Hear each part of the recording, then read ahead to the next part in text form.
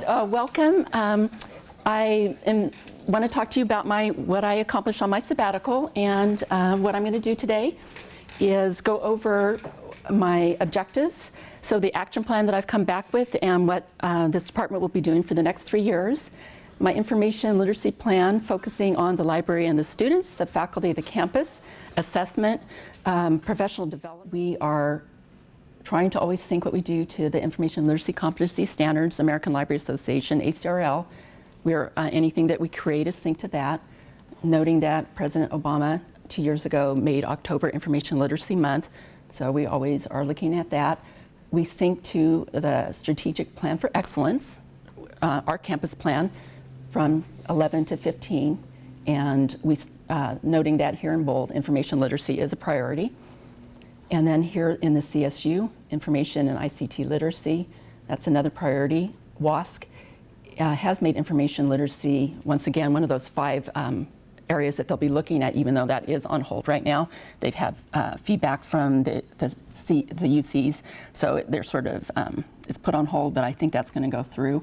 And then something that we're always looking at is this value rubric from the AAC and U. So it's the information literacy value rubric that you can score when people are doing annotated bibliographies. So since this comes from a big major profession, this is something that we use. And then we sync out to American Library Association, the National Forum on Information Literacy, and then I have yet to do the international. But it just sort of puts our department in context and where we're going and what we are looking at professionally. And then as far as the standards, I've already mentioned these, but we have all the discipline standards here, so when we're working with faculty, we can point them to what there is in art, cultural studies, things like that, because most disciplines have their own information literacy standards. E-resources, this has been really updated. We have this arranged by orientation to the library, how to do research. So these are all linked out to videos that we think would be helpful for faculty to embed in their classes or for librarians to use when they're doing information literacy sessions. So you guys could check back on those. Something new that we're doing are lesson plans for faculty, information literacy lesson plans, and this is something where I'd really appreciate a lot of involvement from other librarians if they were interested. And also we have switched our ASILI into an information literacy FLC, which is hybrid. It's taught in person in Blackboard. So I'm going to once again switch out and show you both of those.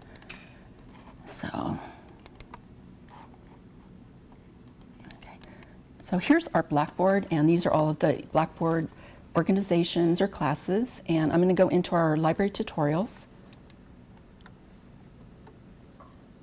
And so you can see it has a new look.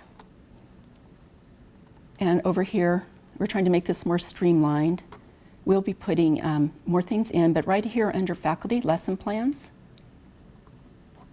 we are explaining to them how to use information literacy modules now. That was never there before. And then right in here are the lesson plans for them. So how to integrate information literacy. And then I'm going to just show you this one, the books, because this is the most robust. The rest are not done yet. But right here is your summary, their objectives, their information literacy outcomes, the student objectives. So they can pop this right into their syllabus if they want to, and then adapt the lesson plans. And we give them online and in-class lesson plans depending on if their class is face-to-face or online. So I'll just do the online, for example. So in here, let me bring up the doc version.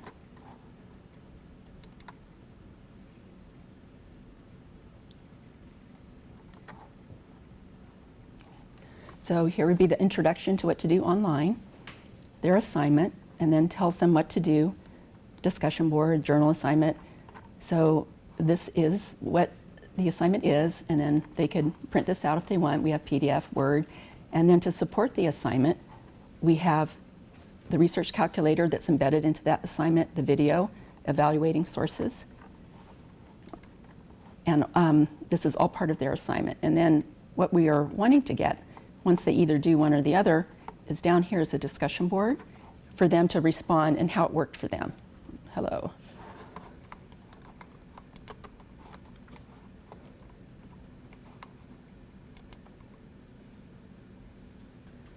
Monica, Linda? Yeah, Did you say this was new, or was this here before? this is all new.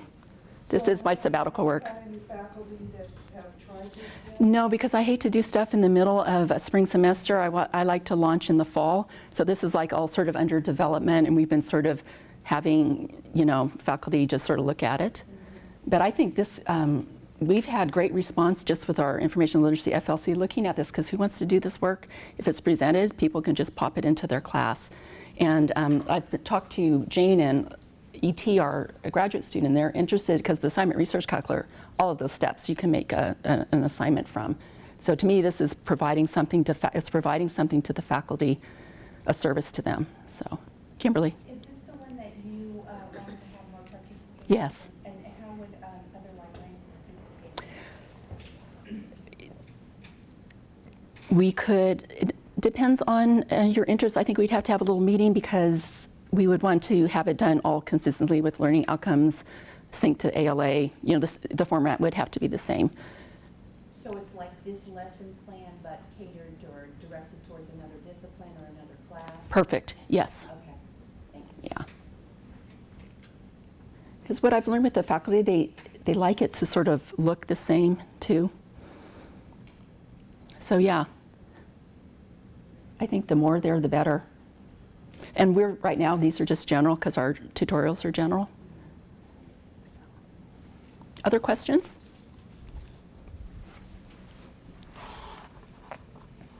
So.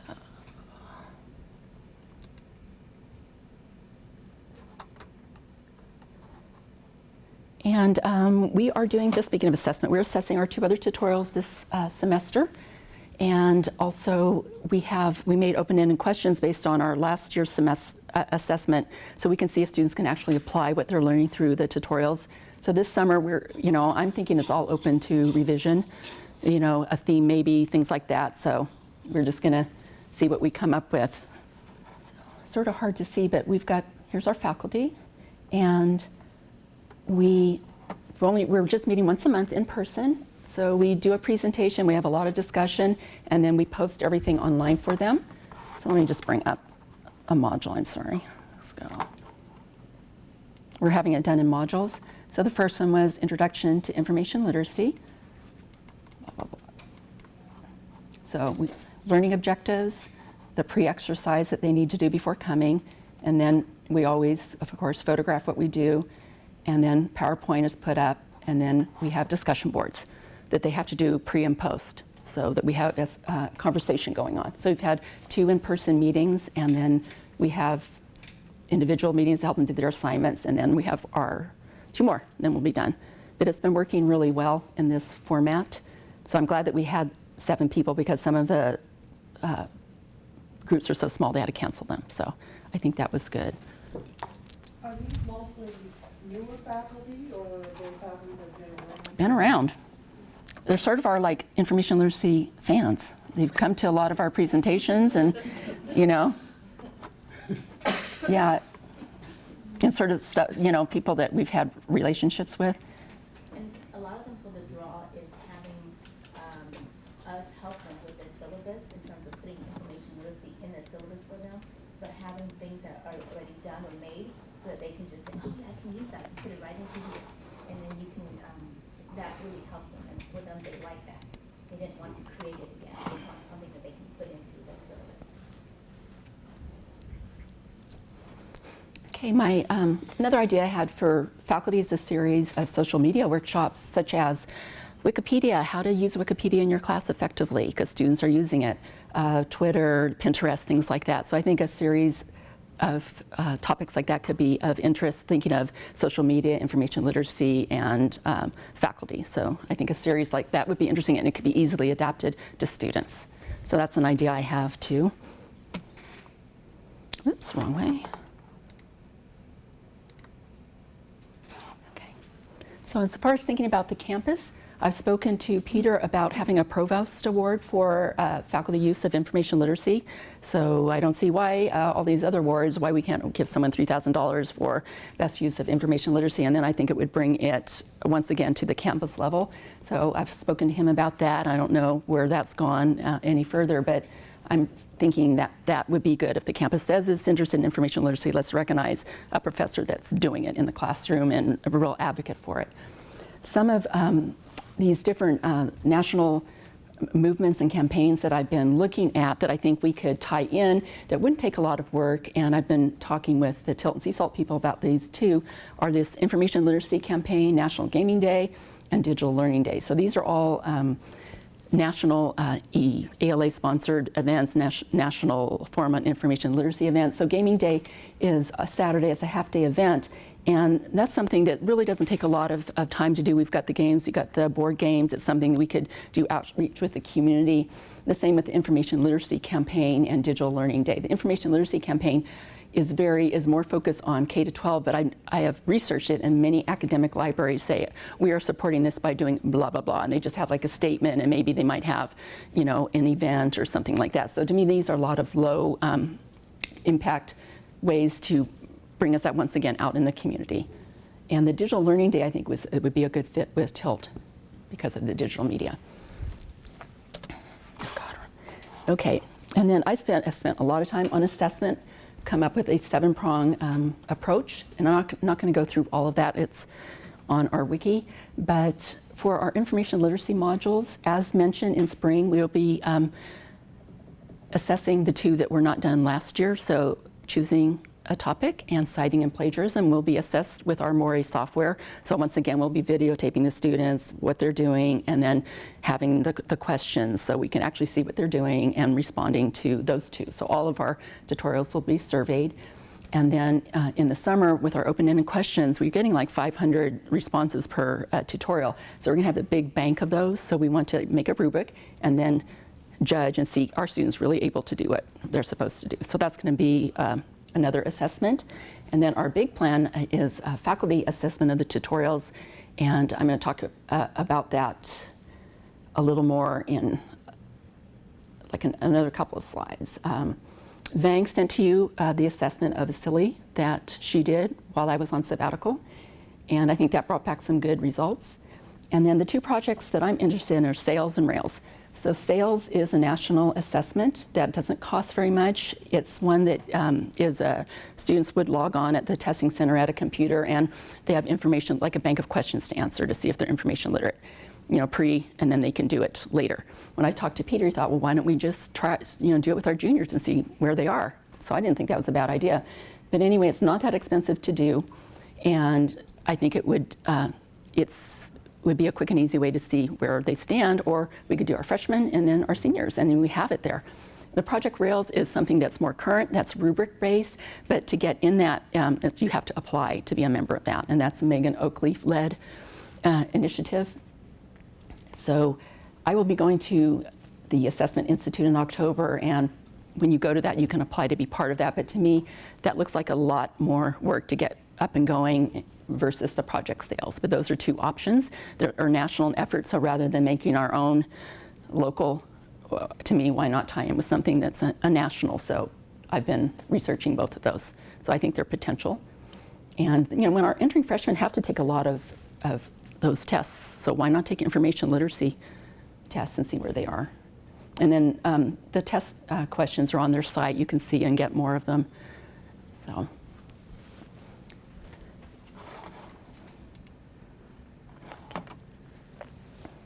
So professional development, since our job titles and duties have shifted, I now am enrolled as a student at Cal State East Bay in the online teaching and learning program. I'm in my 2nd class right now. I love being a student. It's really interesting experiencing that. So we have, it's a 10-week class crammed into 5 weeks, and each class is 4.5 units. So it's really, yes, it's really intense. And you know, at first I was like, dang, I can't handle this. I'm like, oh my God, you know, it's like Wednesday and I'm so far behind. It was just amazing. But these are at the very bottom, I have the name of the classes there, and I'll be done by June, I think, and then Vang's going to go through the series. So we'll both have our certificates. And what I'm really interested is if I continue 5 more classes, I'll have my master's. And I thought, God, another year. But I really love it because now I have the pedagogy that I always knew gut feeling what I was doing was right, but now I have the pedagogy to back that up. and being in that learning environment with the students and now seeing how students do that. When we were doing research, even though we had access to Cal State East Bay's databases, none of us used them. We got everything on the internet because we were under a time frame. You know, we had to do our group project in 5 days. So, you know, this is like, as a librarian, you know, there's like 3 of us were librarians. We didn't do that because we couldn't share. You know, we went to our own different places and then we found it on the internet and we did it that way. So I found that I was doing what I tell my students not to do. It's interesting being in that position and being under that stress and being a working professional, just like many of our students are, and the reality of being a student and sort of cutting corners. So I'm really finding that fascinating and exhilarating to being a student. So that's something for professionally, my development, I'm really enjoying. So. And just so you know, at Cal State East Bay, if you are a full-time professional, the classes are half price. It doesn't have anything to do with your CSU discount. Okay. So as far as some of the conferences activities that I was interested in and applied for while on sabbatical, the first one was the Ireland International Conference on Education, peer-reviewed, accepted. Unfortunately, I had to decline it because I could not get any international travel money. I tried different sources, but you know, it was just too expensive to go. But I'm very much interested in international information literacy. That is my focus. And so I really want to get at conferences in other countries. That's something I'd really like to do. So I was glad I was accepted. Sad I couldn't go, but maybe sometime in the future. Vang and I just got accepted at LOICS of the West, which is a very important conference for information literacy librarians. Once again, peer reviewed. So we'll be doing that at what, mid-June, Vang? Yes. Okay. And then Where's that one? LA, Woodbury College or something? Yeah. Yeah. So we're happy about that. And we sent off our application to the Emerging Technologies for Online Learning, which is a big tech conference. We went to that last year. And what I like about that is rather than being library focused, it's technology focused, social media focused. So now we are submitting a proposal because we want to present. And then by 5 p.m. today, we are submitting our assessment mini grant, and that is to a grant to get faculty to assess our library tutorials. And that's a campus. Yes, Right, yeah. So we want to have them, we're going to come up with a rubric, have them take them all, assess them in the discussion board so we can see what they've done, and then have a focus group. So we'll see.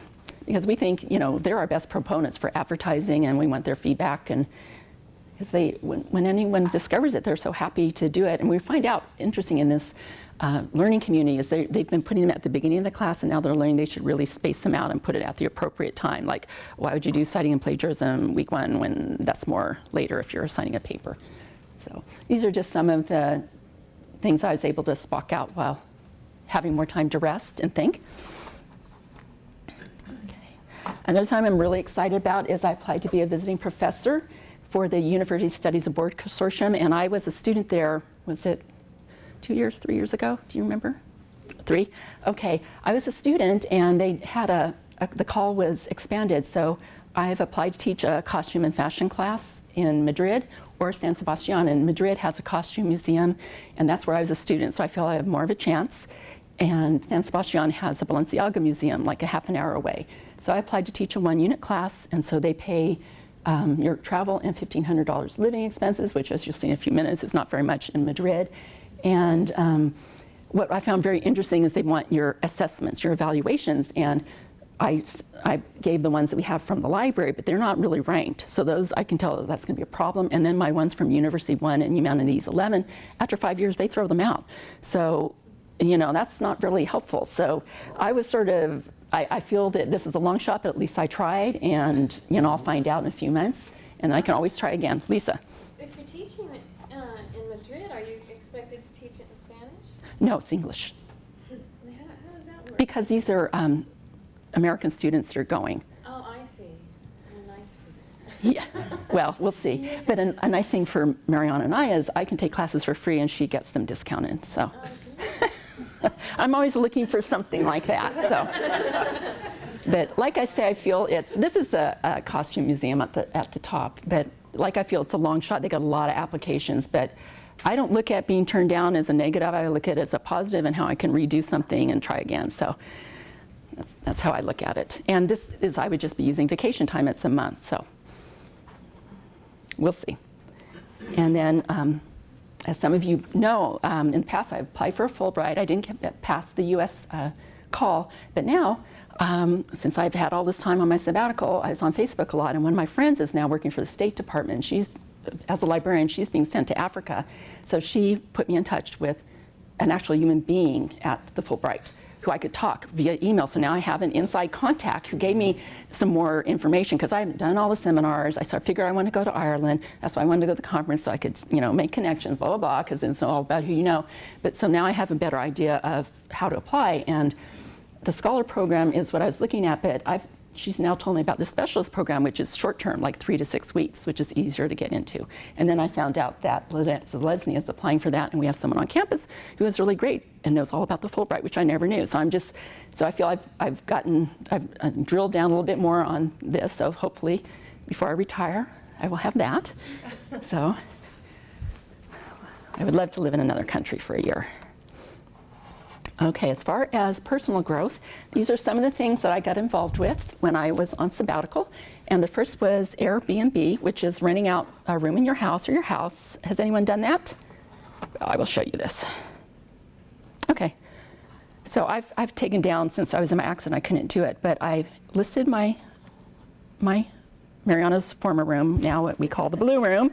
And let's see, let me bring my listing up. Okay, so I just say cozy bedroom with closet. They want, a picture of the outside so they can visualize where you are. Let me do a view listing. And so then, wouldn't you want to stay there? I show them the other room, which only has an, air mattress, the bathroom, the outside, blah, blah, blah, and that, I'll serve them breakfast, so forth and so on. You would not believe the turnout that I got. I had 2 mothers call for their sons that were doing like their externships, and like one guy would be there Monday through Thursday and be gone on the weekend. I thought, perfect. And someone else, I had couples that were going to Yosemite. It was very interesting. So I think I for September I had every weekend booked, but then I had my knee accident, so I had to cancel. But this is sort of something to just consider. And then, to me, you build up friends that you can then maybe go to their place. And this is something, and let me just show you how you look at listings too. So let's say I want to go somewhere, let me. And you said these are always people from other countries? No, they could be from the United States too. And Amanda, I know, has done this. Yeah, I can try. So let's say I want to go to, let's say if I do I'm so sorry about this. Let's say I want to go to Madrid. And I think I paid $20 to be a part of this. Okay, so here are all these people renting their rooms or houses, and I can tell right away some of the neighborhoods I wouldn't want to be in. I question why that's $40 a night, it's too much money. Some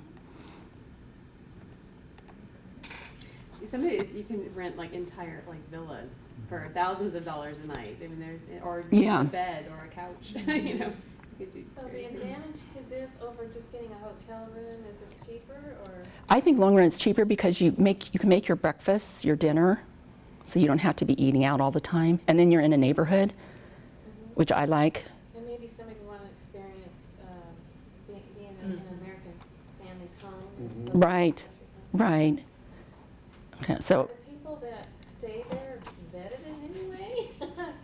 the nice thing I like about this, rather than just doing like the money, they don't pay me the money. The money goes into an account like a PayPal, and then I get it after they're satisfied, or vice versa. So, and I know Amanda had some issues with the place that she told me about. So, it all depends on your comfort level. Some people wouldn't want anyone that they didn't really know staying in their house, but people, they write about themselves, and I say I need more information, blah, blah, blah, and I don't know. Who's doing any kind of background checks to see if they're criminal?